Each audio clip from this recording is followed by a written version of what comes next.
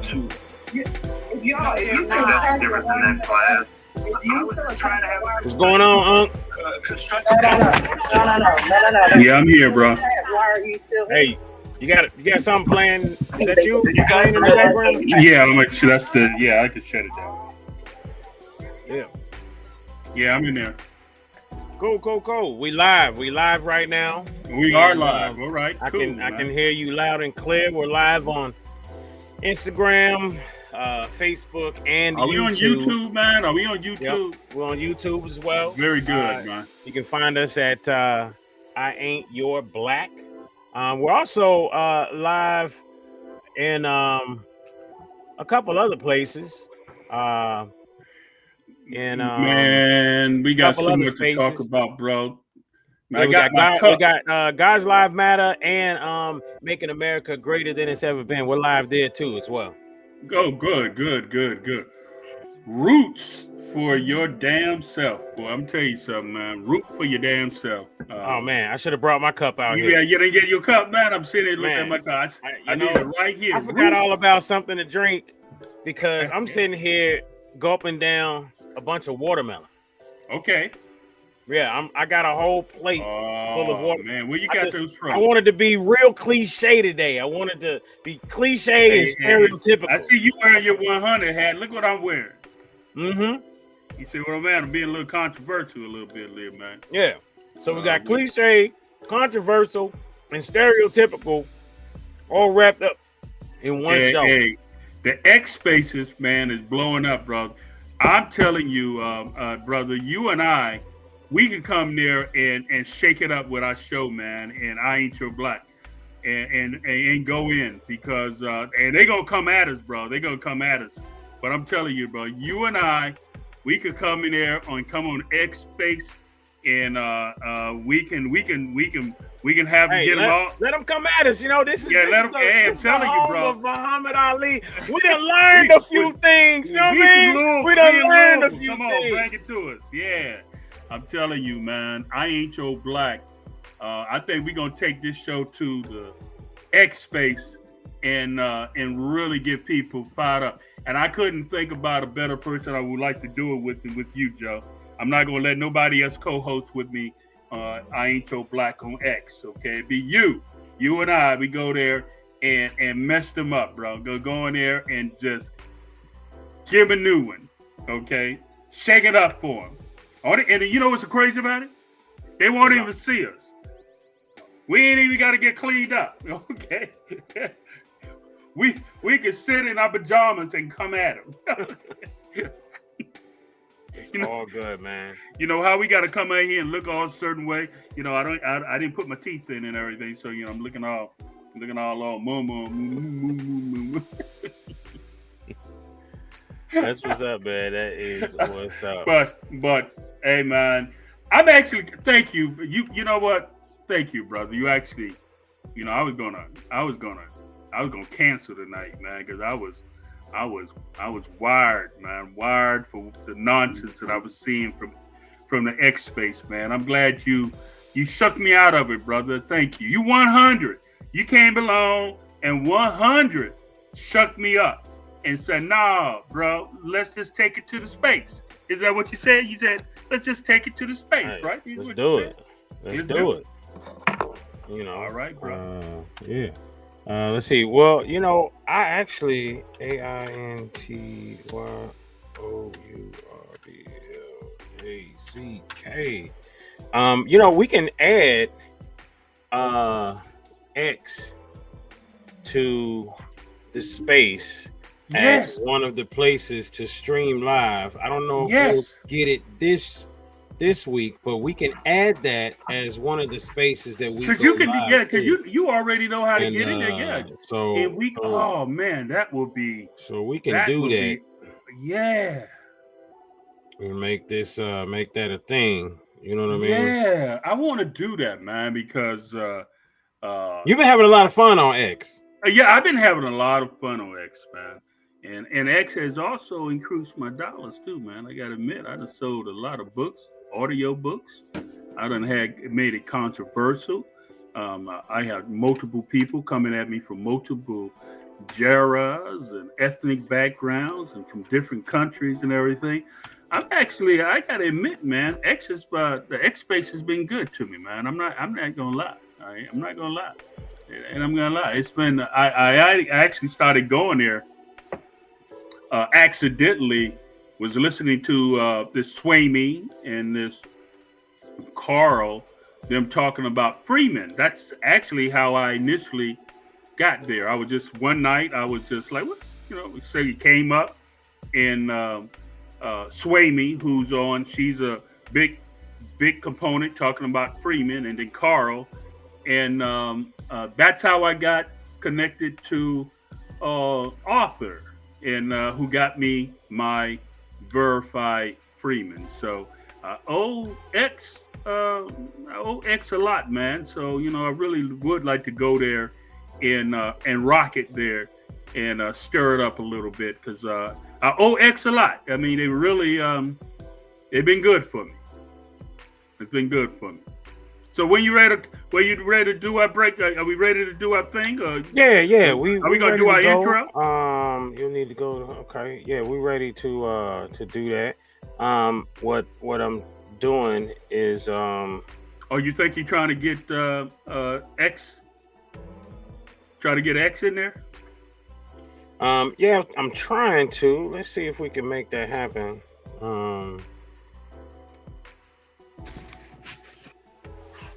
Yeah, man. Why you doing that? I'm just gonna continue talking about why I think I owe Yeah, X. I mean, tell me what's going on with X. Like you were talking about it, like like it was something going on just a minute ago. Yeah, man. We got spaces, man, where you have all these spaces right now.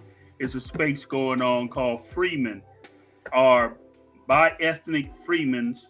How does one parent make Freeman? So what they're talking about, if you found out that one part of your family is Freeman, but the other half of your family may be Jamaican or Bahamian or whatever, can you truly qualify for a full Freeman? Okay, I mean, can you be truly a Freeman if both parents are not Freeman? People, when we say Freeman, we're talking about people who actually born, raised as descendants of American slaves here on America's soil.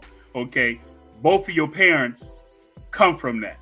But what if both of your parents don't? What if this one of your parents is a Freeman or FBA? I don't like foundational Black Americans. I just don't like anything that got color in it. You know how I feel. That foundational Black America, I just don't like that terminology. Okay, but anyway, everybody seem to be rocking with that. They see like I guess it seem to be a strong movement with that FBA. But I'm with this Freeman. I'm a Freeman, proud descendant of American slaves. But you got to reiterate the whole Freeman thing. Yeah. The Freeman thing is a real conversation. Freeman is that the Freeman Nation. Freeman Nation. That's Freeman, okay. And then what's the website, isn't it? FreemanNation.org, okay. And it's and what's that all about? This is all about basically getting your genealogy, okay. First, getting your genealogy. Anyone that's born, once you can find your lineage, okay, and they're born before 1870, okay. And you can get the Census Bureau of 1880 to acknowledge that you actually have a lineage or lineage of someone born in that period. Most likely and most certainly you are Freeman, okay? You're not a Negro, you're not a Black, you're not an African American, you ain't no FBA and all that nonsense. Your terminology is Freeman. And you've been knowing me for how long? How long I've been talking about wanting to get out of the color construct? How long you've been knowing me? As long as I've known you. You've been knowing me. Now I can literally say it, Joe. I'm out of the color construct, brother. I'm a Freeman. But it doesn't stop there. And that's people born in America, right? Born in America, right. Okay. And you ain't born nowhere else, okay? So you got to have people in the 1800s born in America. Right. You got to have ties to people in the 1800s born in America. Born in America, period, okay? You ain't got that, you ain't in Freeman, okay? You might be something else, but you ain't a freeman, okay?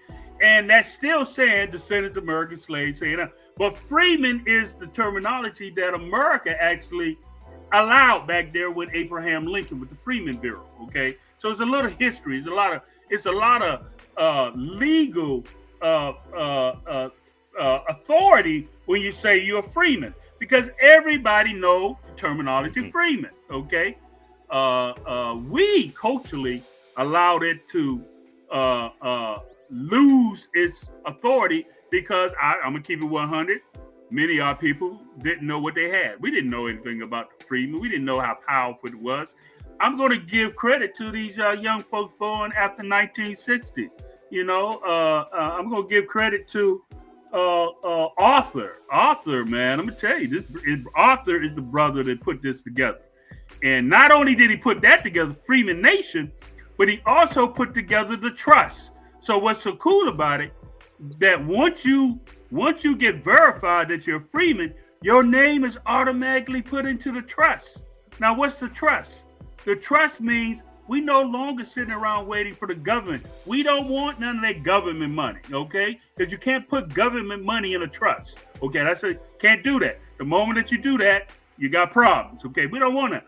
We're going to go after those private corporations, man, like the Cadillac I'm driving, okay? Cadillac was saved by my people. You know the story about Cadillac, right? Cadillac. You can tell it. You know, it's a vague story or vague remembrance on my part. But tell us a story about Cadillac. Cadillac, the corporation. It might sound like this. It almost sounds like the story of Hennessy too. But keep going. Yeah.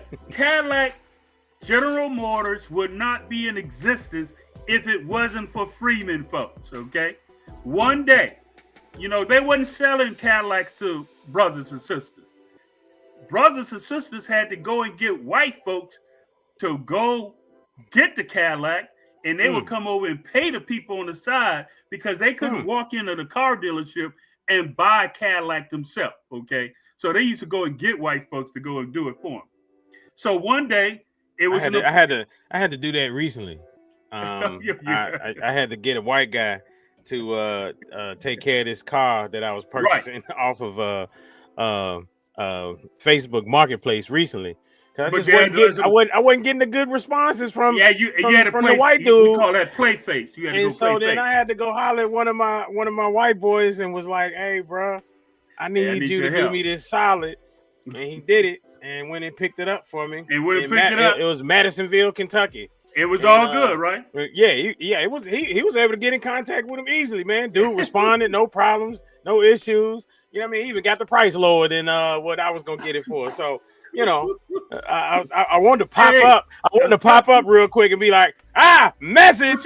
But you know that's like the movie Bankers. You seen the movie Bankers? Have you guys seen the yeah. It's like that's the one you talk about a lot. Yep. Oh yeah. Why they had Samuel Jackson and young brother, can't think his name, the same brother who's playing Captain America now. He was a star with Samuel Jackson, and they had to go and they had to train up a European male guy, white guy, to play golf.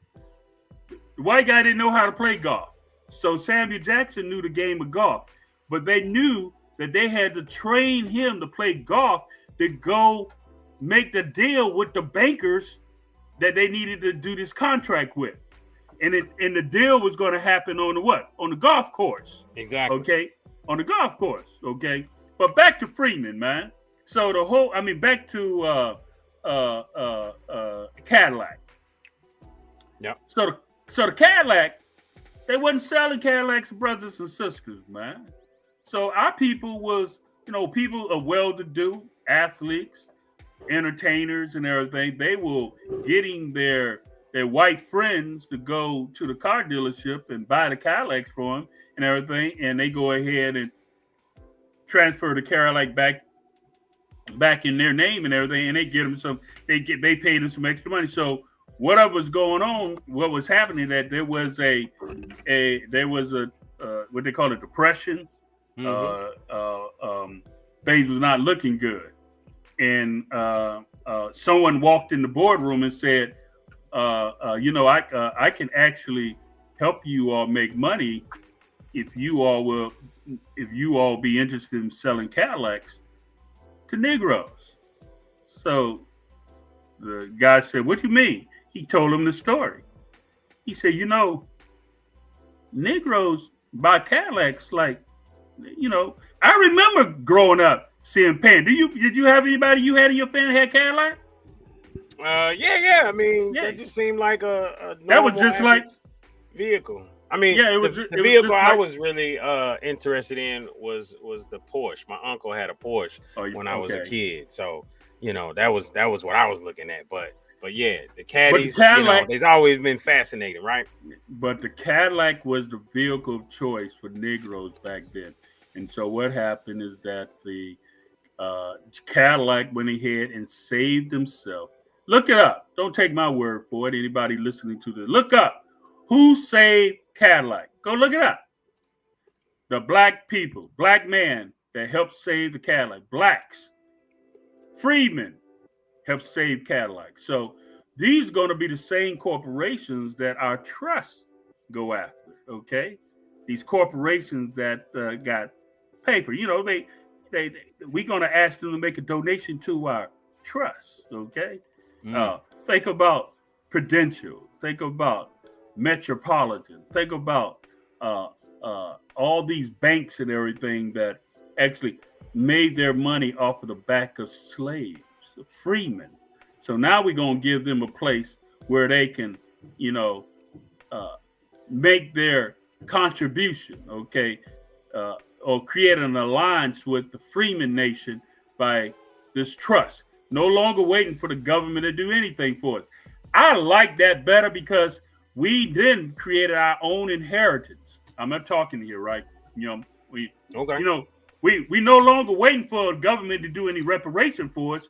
We went out and created our own inheritance on our terms. Okay, did you catch that? Say, I like that. I like that better. It's almost like we giving America the finger. Look at it, the finger. Ha ha! Forget you. Forget you, America. Take this, okay? We just created we went out and created our own self-government. Let's not put the finger up too soon. Let's wait until we get it all created and everything, and let's wait until the bank accounts fill up, and then we can give them the finger. All right, we don't want to do it too quick. As you will diddly see, that when you bite the hand that feeds you, a little too soon, then they can make some things happen and destroy your whole world. Diddly dee, diddly do. Diddly dum. Yeah, I'm feeling you with that. Yeah, I think Diddy overplayed his hands a little bit, and they said, "Look at here, boy. You look at here. You overstep your grounds here. Do you? I really do believe that whole situation is all about him not playing the role. Doing him not playing along. Yeah. When he filed that lawsuit against Diageo, that created all. I think they said, look at here. He did all of the stuff that they talking about. That's for sure. Yeah, that's right. Yeah, he did. But everything. They all knew that. But it wasn't a problem until he began to bite the hand that feeds him. And that's why it's an issue now. And you do realize, and the biggest hand. That's why I don't like using color anymore. I'm not your black. Is actually a pushback that there's really no white people. Okay, white is nothing more than a construct was made and created for Jews can hide behind. Oh, did I say that out loud? Oh, yeah, I did say that. Well, I mean, that was the elite class, ultimately, right? So I mean, it's really not. It's brown people. It's as my kids Mexicans, brown people. What my kids said when they were younger, they said, "Daddy, you're vanilla and mommy is fudge." Right. So there, and then there's mayonnaise color people. Yeah. And there is. But there was never no such thing as white people. It was the Jewish community created the concept of white so they could hide behind that and do their dirt. Oh, did I say that out loud? I did say that out loud. Yeah, you're gonna get us canceled from Earth. Let me see. Maybe that's what is right for us. Hey, let's go ahead and bring the show on in, and then we will be right back after these messages. Get ready for I Ain't Your Black. This is the podcast that offers healing, insights, and epiphanies, discussing and reviewing everything others are afraid to talk about. It's all about what is right for us. I ain't your new black. I ain't your old black. I ain't your future black. America, I ain't your black. And now, the host of I Ain't Your Black, Mr. Just As Joe and Uncle Mishore. You got a mean like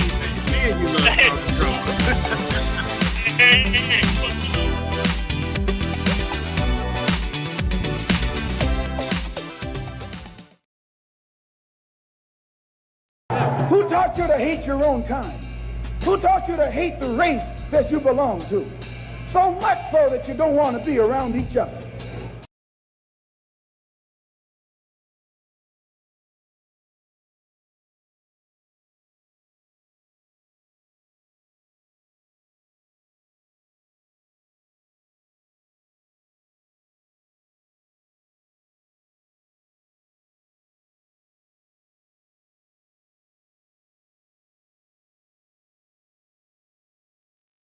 Black people saved Cadillac. In the early 1930s, Cadillac, like many luxury brands, was struggling to survive due to the economic collapse in America. By 1934, Nicholas Drystat, a GM executive, noticed that affluent Black Americans were purchasing Cadillacs despite facing racial discrimination at dealerships, which often refused to service their vehicles. They would pay $300 over sticker price, and these customers relied on independent garages instead. Drystat proposed a bold idea to GM leadership: actively market to this untapped demographic and provide equal service to Black customers. Cadillac implemented this strategy, and by 1936, it started paying off. Popular models like the Cadillac V16, known for its power and luxury, became status symbols in the Black community. This approach made Cadillac's sales rebound, and the brand survived the Great Depression. They were the first American brand to sell to Black people.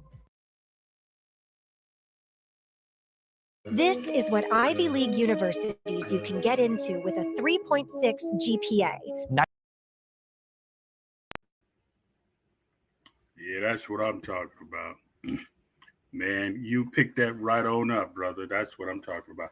Isn't that some rich stuff right there, bro? That was good stuff. So, unlearn, relearn. What is right for us? And what is right for us? Just the same. What is right for us is that, we begin to do our own thing. Research. See, there's a two-sided dragon to that whole, even that, unlearn to relearn clip. Right. With Cadillac. Right. Because, or two-headed dragon, I guess we should say. But ultimately, we're talking about the deeper issue of us always wanting to have what we see them have. Society created a situation to where people want what they can't have. Right. And even if we couldn't afford it, we wanted it. Exactly. So we'll extend ourselves financially and create a situation to where we now have something that we really can't afford. The financial gap. I guess I would say back then it wasn't as large. The financial gap. Yeah, I don't think the melanated folk household and they were doing pretty well back then.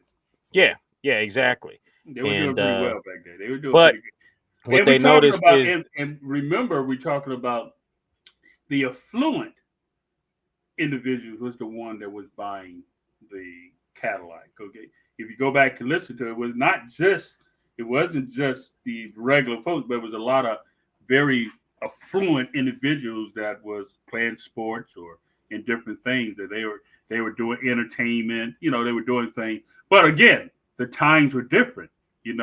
What was maybe we talk about a Cadillac that probably cost $2,500. Oh yeah. Well, I mean, I don't know. Did it cost that much? Because back then houses cost $5,000. Yeah, that's what I'm saying. It might not even cost that much. It didn't cost that much, but that was still. I mean, that was still some whatever it was. It was more money than we had and could actually afford. Right. But and when I say affordability, people always talk about, you having that actual dollar amount in your bank account to spend, but that's not affordability. Affordability is having that dollar amount and it never hurting you down the road when miscellaneous things come about. Well, the word is what your net worth is. You take the amount of money you have and pay off all your debt, and whatever you have left is your net worth. So do you have enough in your bank account or your investments account and everything that whatever you do, okay, it's not going to be a hindrance to whatever you do, because your net worth is not dependent on your ability to pay your bills, okay? Yeah. Your bills is being able to be paid and everything, and you're not having no problems with that, you might be doing pretty good, okay? But if you can't pay your damn bills, all right, and then you going out there going to pay this big, crazy amount just so you can front. So you can look good. Look good, okay? You're just gambling. Yeah, right. You just playing. Playing. And a lot of us do that, Doc. Just keep it 100, Joe. Yeah. A lot of us brothers, I mean the brothers go out. I mean, society created a situation to where, I was just talking to somebody the other day, and we were like, look, if it wasn't for women, most men in general would probably just wear shorts all day and work at McDonald's. Right. But because of women, who's trying to impress that we woman? go, we get the money, we get the house, we get the cars. Right. Because but now, but don't let's first of all let's start you, because you talking about the Cadillac, you took it somewhere else, okay? Talking about we went out and spent money we shouldn't have spent trying to get a Cadillac. But let's go back and flip it. But I'm not even talking. But you know what? It's not even about the money. It's really about the fact that we, as a society, look across the railroad tracks, see the little shiny things, and say, "Ooh, I want one too." Yeah. As opposed to, if they weren't gonna sell it to you, then guess what? Why you got to find a loop to go get it? Why not build your own? Right. And that would have been a better move. But the easy way out is to say, you know what, I want what they got. So and that's been our issue since 400 years plus. Yeah, ago. ever since we came off the plantation, trying to live a certain kind of way, because master, we see how master lived, okay, and so we've tried to live those standards without really understanding the cost of a dollar, okay? Could you imagine if what happened when slaves were freed, if they all just went out and got white slaves? Could you imagine what the world would be like today if they went out and just got themselves some white slaves and put them in chains and built big houses and just had the white. Well, you do now. You laughing about that, but you do realize that Nat Turner, and all the revolts that was going on and everything, it did cause the dominant society to feel a little fearful, that they was afraid that our men was, a lot of our men were killing their wives and their children, and they're going in their homes. Because they found that they were teaching them that false Christianity. Okay, brothers start realizing that hold on here, this Christianity you teaching me. Hold on here. It said, this thing. As I'm gonna use my man Bernie Mac. Bernie Mac, you got me twisted.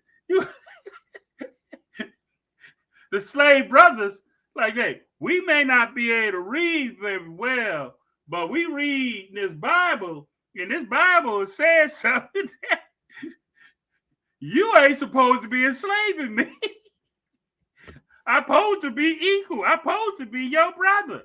Okay. Mhm. Oh, you.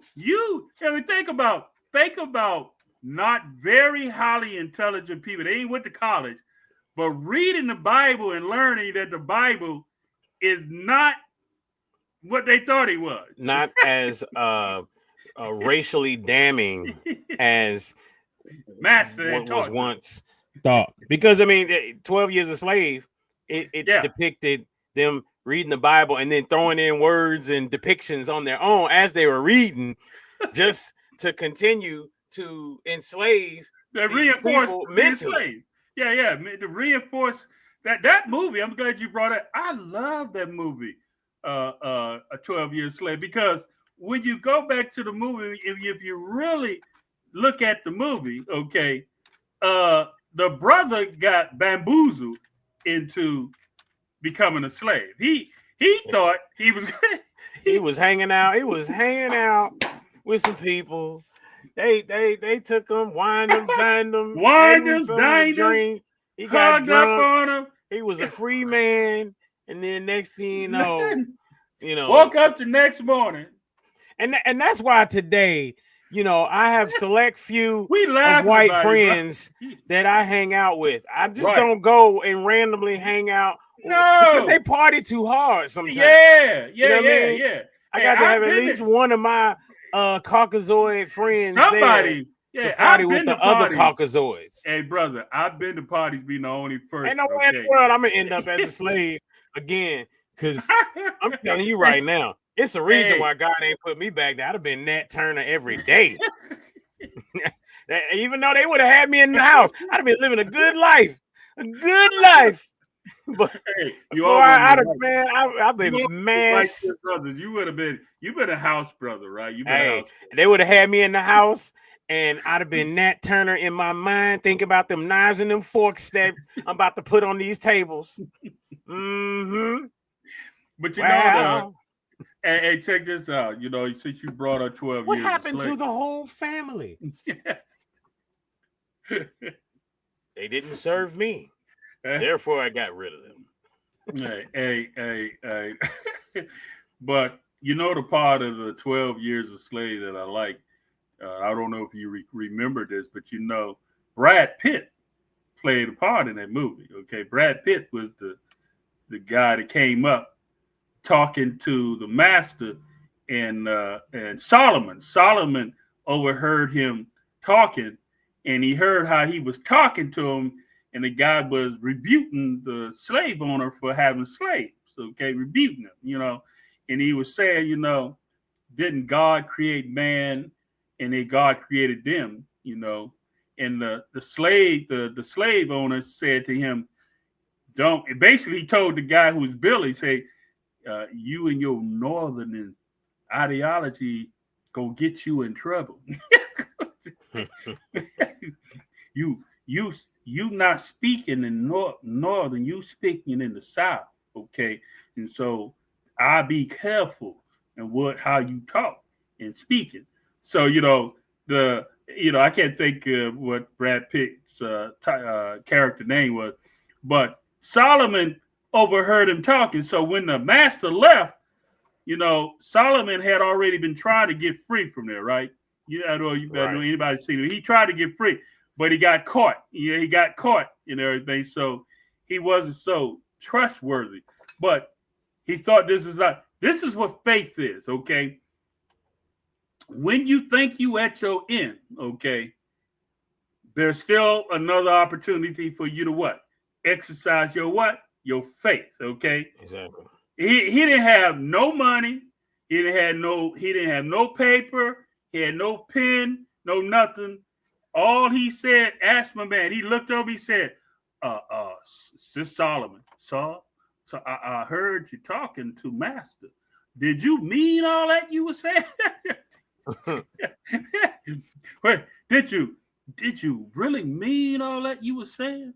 He said he first had to qualify him, right? He qualified him. So don't sometimes you gotta qualify people before you tell them what you want them to do for you, right? Right? You gotta qualify. Exactly. I right? mean, you gotta qualify the statement. Exactly. You gotta qualify. So once guy Brad Pitt qualified, I said, "Yeah, I am about. He said. Then Solomon came out and said, "I'm not a slave. I'm not a slave. I got robbed. I got people. I will ask of you, sir." He told his people name. He said, "I will ask you, sir, if you will carry this to me and do it." And you know, I love telling this part. Brad Pitt looked at him. He said, "You know, I can get myself in a whole lot of trouble." He said, "But my man looked back at him, but did you believe what you said? Did you believe what you said?" Okay. And man, the Brad Pitt did go do and find it. I love this. I get a little emotional. Do you see when the white man showed up and said, and when he showed up and he said, do you remember the movie when the white man rolled up and rolled up at the plantation and asked him, I can't think what the name they was asking him, the name they was telling him, but and the guy said, then the white man said, "Is there a Solomon?" Can't think of it. And the man said, he looked up. Yes! Yes! It was happy, boy. Oh, my God. Tell me, who won't be happy somebody calls your name to get yourself out of what he was caught up in, man? And what I found out, man, that is an action. Did you know that's a true story? Yeah, I believe so. That did actually happen for real. Yeah, that's a true story. That's a true story. And so that leads to why I say I'm not your Black America. I'm not your Black America. And, I'm an author that wrote the book, I'm Not Your Black America. You can find my book right now through my new website, Time to Unlearn to Relearn.com. Time to Unlearn to Relearn.com is my. You can find my book. I'm on. I'm in Walmart. I'm on Barnes and Noble. I was in Target, but Target pulled me and everything. But you can go to my website. Was this before or after the ban? Yeah, it was after, man. It was after. I mean, I don't know what happened, but Target went ahead and pulled me, man. So I'm not in Target anymore. But then I got my audio. Then I got my audio book for 99 cents. Okay. For those who find it hard to read and everything, you can be entertained with my audio book, which is, I think, my audio book is actually my best product. Okay. The read is good, but my audio book is, the brother Michael Spencer is the author, voice actor that I hired to read my book, and I'm very, very pleased in how he broke that off. So this whole show, we hear the challenge. Anybody, absolutely, anybody who wants to challenge why we say I ain't your Black, and I can give you reasons why Black has never been meant to be good for us. The whole terminology Black has never been meant to be for our good. Bottom line, 100. I can stand on it and prove to you that the use of color, the hegemony, the system that was implemented since Jamestown has never been meant to be good for us.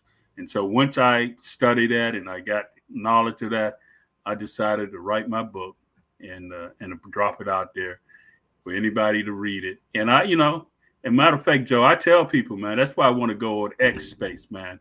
I want to go on X Space because brother, ooh, boy, these young folks, bro. Yo folks your age, bro. These yo folks your age, bro. Hey, they use I've been called. I told them, look at they call me the N-word. They don't say the N-word. They call brother.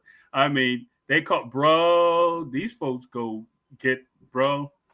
I have never been. They go ham, don't they? Oh, home slice, bro. They. Yeah, I mean, well, I mean, you got to look at it even with society. Once again, they have extended so many more cuss words, by the FTC on regular television. You can say they can say, ass, bitch. You're right, They can right, say right, right. all type of things on regular TV now. So it seems like society followed along with that in making those words not problematic much anymore. So it's okay to say it. People say it in front of their kids and stuff like that. Like it's okay. Hey, but look at the music. You know what I mean? The music have made it. Where just and the music is mainstream in all genres of people. Yeah. We're desensitized. You're right. We're desensitized to that. And it brings me to a thought of melanated folks in America as to what is really right for us. I want to ask the question: is the NAACP still relevant? We're going to talk about that in 1 second, as far as what is right for us with the NAACP, and then I'm gonna go through and ask you a couple questions, just real quick, because we don't have much time. But a couple questions in accordance to we've had a lot of talks even in preparing for the show, and I was taking notes. You may not have known it, but I was taking a lot of notes. I saw that big list of notes you sent, all those questions you sent to me. So we'll get into that here in just a second. But real quick, we're gonna talk about what is right for us. When black people wake up and become intellectually independent enough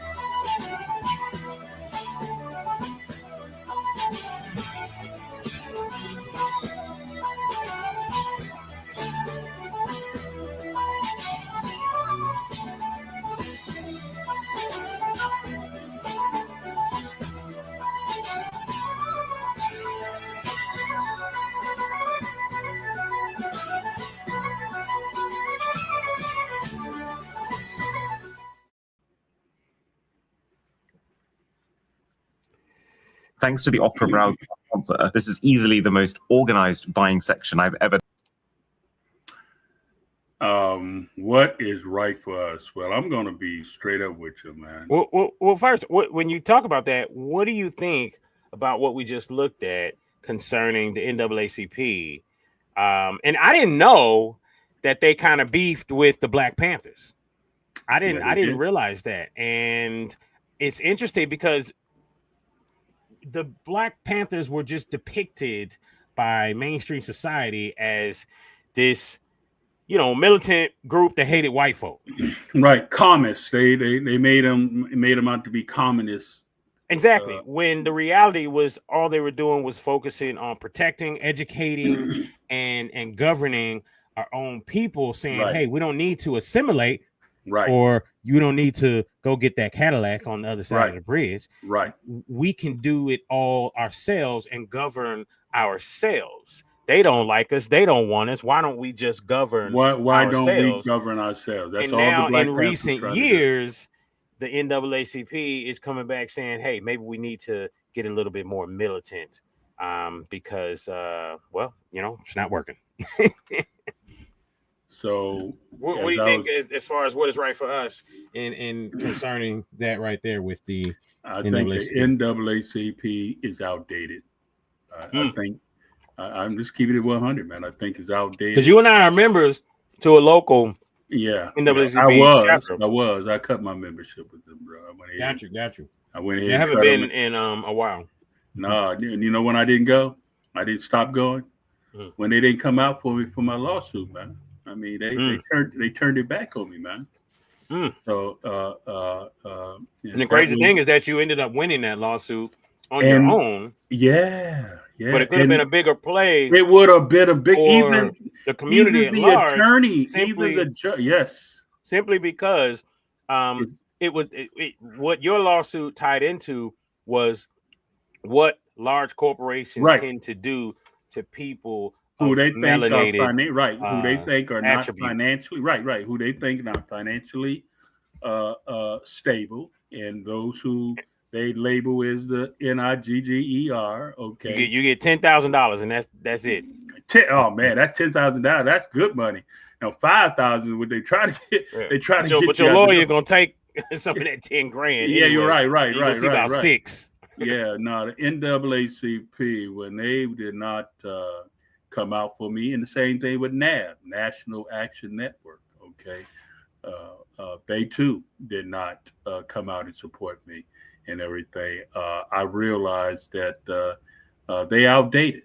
You know, they not in it for us. Okay, they paid and bought by people and everything to do another agenda, and it's also, you know, keep it 100 with you, Joe. I'm glad that I did not have them with me, because if I would have had them with me, even one of the brothers attorneys told me, he said, "Me, Sean, you was glad, you ought to have been happy that they were not with you, because they would have never allowed you to do. You had free reign with your attorney because you paid them and you had them respond the way you want. They wouldn't have never allowed you to do what you did with your attorney." And I like, you know what? Because, you know, me and my attorney. I mean, you run the risk that they were more in bed with the corporations. More in bed with the corporations. Your attorney was. Yeah. My attorney was working for me, you know, and I was fortunate he was a green attorney, and he had not yet been contaminated by the local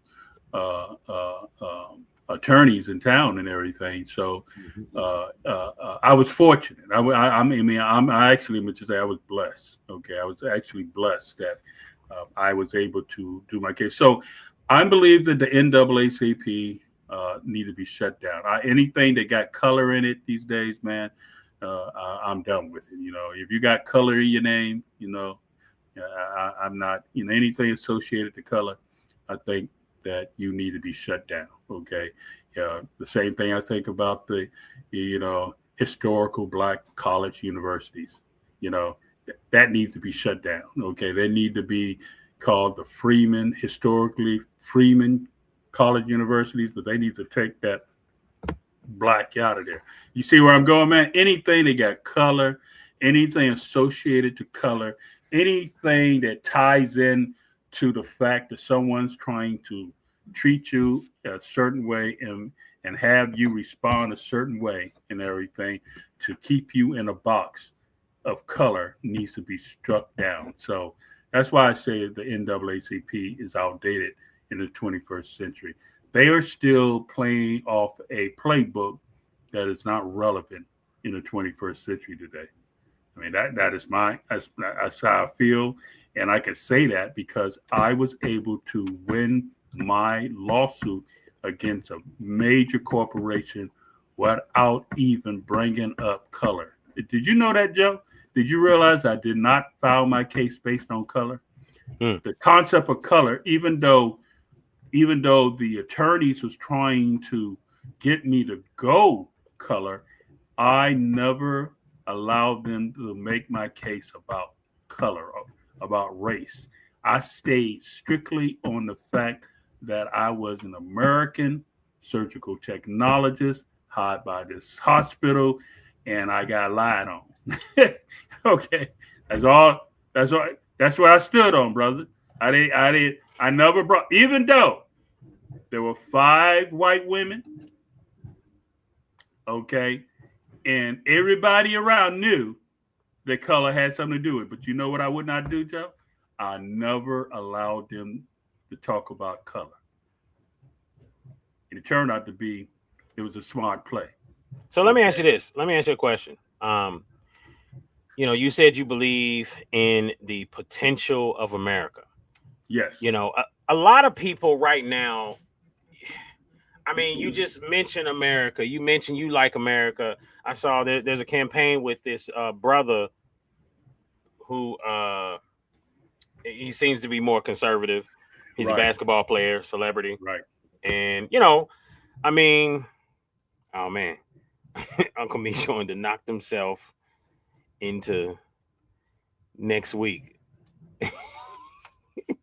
Your mother threatens that as you grow up. And Michon has knocked himself into next week.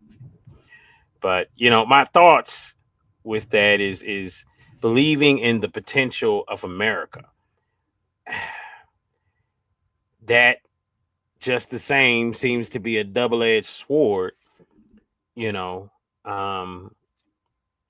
got jacked up out of it, man. I'm back. It's all good. It's all good. I just told people that you knocked yourself into next week. Yeah. You did. Your mother probably threatened it when you was a kid. I'm gonna knock you in the next week. Yeah, that's the terminology I actually heard before too, right? Yeah, we all have. What I was saying is, you say you believe in the potential of America. You believe in the principles behind America, the earnest truth of the ideology itself behind this country, yet not in the way it has been enacted thus far. Exactly. So, when I say it again to myself, I kind of get it, I guess, because you're saying you believe in America's potential, in what America could be, right? But are people right for being mad at what America is now, especially melanated folks? Oh, most definitely, they have a right to be a little upset, but so that's why we got to be careful in allowing America. That's why in my book I talk about be careful, and so often culturally we were forced to buy into the fairy tale. That's why I talk about the Roots, the movie Roots. Okay, and a lot of people don't realize that the movie Roots was not even actually real. Not all of it was real. Some of it was manufactured to sell a narrative. So the narrative was that we were mistreated from Africa and stolen from Africa and everything, and we came over here and it was done wrong and everything, this, that, and other, not realizing that maybe God played a role in that a little bit. Okay, maybe it's meant for us to learn how to overcome so we can become better. Okay, maybe the fact to prepare us for something greater. Some trials and tribulations in the future. That's right. If you go through good character. Right, exactly. If we look in the Bible, and you look in the Bible, one of the biggest things I love is the story about Joseph. So Joseph was sold into slavery by who? His brothers. His own people. His own people, okay? But it's those previous things that his father taught him out there to taking care of the sheep and everything that was able to help him to overcome when he was sold into slavery. Am I right? I mean, it was those previous things that he learned from being a child, okay, that prepared him to not sleep with master's wife when she was offering it to him. Right? I mean, you got to go back. See, I like telling it in contemporary. Okay, that was Coochie is not mine. You're right there. That's not mine. Okay, and let me not. No matter how fine you are. Now, how many brothers? Let's talk about it. How many brothers would have been able to pass that test? Okay.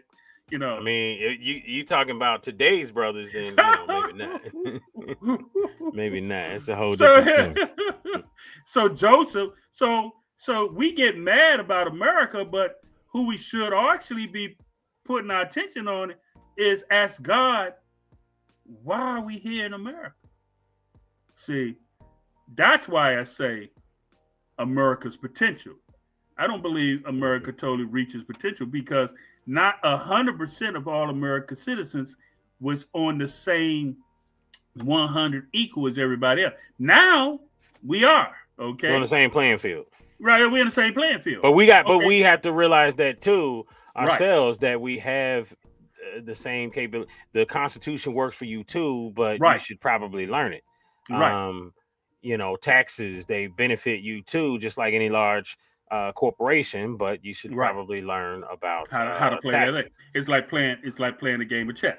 Okay, I hear our people still saying that they want to buy some land and everything and move away from white people. I mean, they just want to go find a plantation, find some land and everything, and just move away from all white people. Now, you know, that sounds good. It sounds like something that might be, but it's not practical. Okay. And people talk about moving out the country and all this stuff. You know, it makes me think about the fact that, you know, I mean, if you can't make this right, if you can't make this work for you, then what makes you think you're gonna jump out the country and make that? And but at the same time, I'm not opposed to it. You know, I look at the cost of living in many other places outside of the United States, and I mean, it's so much more inexpensive, and it looks so much more amazing than living here. I ain't gonna lie, I've been looking at some places myself like, hey, you know, it would be dope if I could, you know, just make sure that I'm making American money consistently via, you know, investments and or remote work. Man, you do know that stable internet. You know what they said, the grass looks green on the other side. Grass look green on the other side. It ain't always green. Okay, it always don't look good. There's a lot of people that done visited the other side outside the U.S. and they talking about it. It's looking good. Hey, yeah. Well, my point is that if you didn't learn how to play the game of chess by the rules that's being played and everything, what make you think you're gonna be able to now go somewhere else and do something? I like the idea of learning how to beat someone at their game. You know, it's like playing. You know, is that more carving out your own piece of the pie? There you go. Yeah, you know, there's a pie. You know, the apple pie. You know, we talk about the apple pie. Okay, so that's where you asked me that question, right? But the apple pie wasn't meant for all of us, right? The apple pie was initially created for what? For the dominant culture of white America.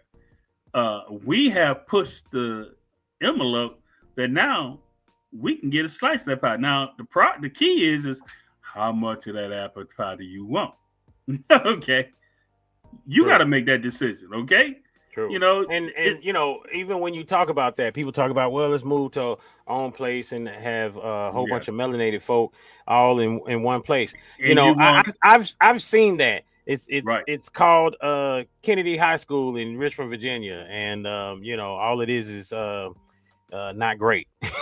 So I'm just saying, whenever a bunch of us tend to come together, you know, it tends to, some people say that we have been taught to just go against each other so much that sometimes when it's too many of us, and then don't add the sun, if it's too hot, now it's too many of us and it's too hot, and all of a sudden it just ends up getting too heated, and next thing you know, it happens. Can we just talk about Atlanta? Okay, can we just talk about Atlanta? You said, you know, talk about Atlanta. Let's talk about Atlanta. This kind of ties in what you're talking about, okay? Okay, what happened in Atlanta? Tell me.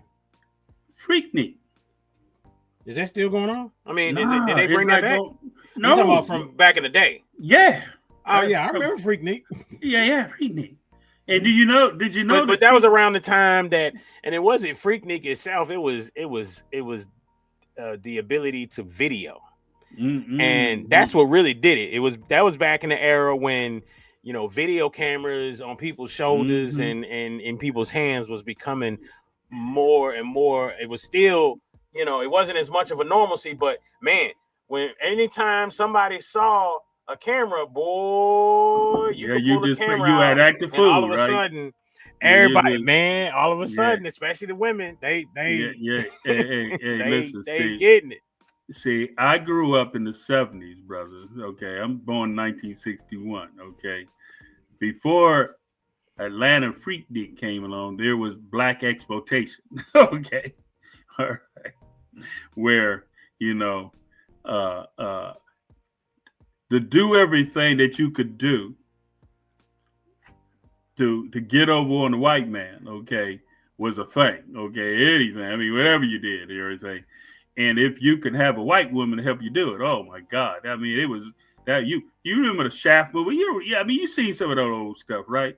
I mean, like that Freaknik was a over no, it was a 21st century updated of black exploitation. Okay. And then it moved to Louisville, Kentucky for Derby, those 3 years in a row. Were you here when when they didn't call it Freaknik, but they had shut down Freaknik in Atlanta, and for right after the 3 years back to back, okay, when Mayor Fisher was here. That's why it's in my book. Okay, that's so why I remember, you know, just the whole thing on Broadway. Oh my God! You know, for some years while Fisher was here, and then they pretty much ended up shutting that all down. It was right after Freaknik. A lot of people. It was right after Freaknik was closed in Atlanta. It came here for 3 years in a row. That's why, if you read my book, it's the title Louisville. I talk about, and I say this. If this is what it takes to be black, if this is what we want to strive for being black, I don't want none of it. Okay, I don't want none of this. Okay, brother, I seen things and experienced things that I said it was going to be like Las Vegas. You know, what I saw and witnessed during those 3 years, and you know what was crazy about it? The reason why I was a little. You know, I talk about it. You know, you talk about people say, I want to see what we can do. I've seen what we can do when we have power and authority to do, and it don't look good, brother. So I mean, and then I hear you, and I do get that, but I also believe in the idea of maturity.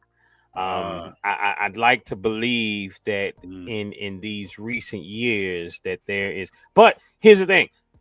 If poverty is more stricken within our community in larger percentages in comparison, right? You do the ratio on it, and it's larger in our community in comparison to others. If that's the case, well, poverty is in a lot of cases an immature mindset. Let's call it mayhem. You know, mayhem. The impoverished mindset is an immature mindset, and ultimately when you have chaos, a bunch of people living within an immature mindset, you're not going to have much you're talking success. About it creates that environment of all that going to go on and everything. So, you know, hey, listen, so yes, I do believe America has yet the potential to come. So what's your other question you want to? So here, I tell you what. Well, we're gonna go ahead and cut the show. It's about that time. But what we'll do is we'll get into it next week. I want to talk about next show. I want to talk about the word caucasity.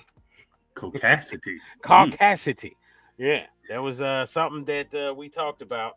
And CAUCASITY. The caucasity. Will you please tell people why we going on? What is that word? Well, let's see. I'm gonna have to look it up because I got it from you, and I don't have a definition for it. I believe it was something that you told me, but CAUCASITY, and we'll look it up. Caucasity meaning is caucasity, sometimes spelled caucasity with the C, ITY, is a slang term that blends the word Caucasian, referring to mayonnaise people, and audacity, meaning shameless boldness.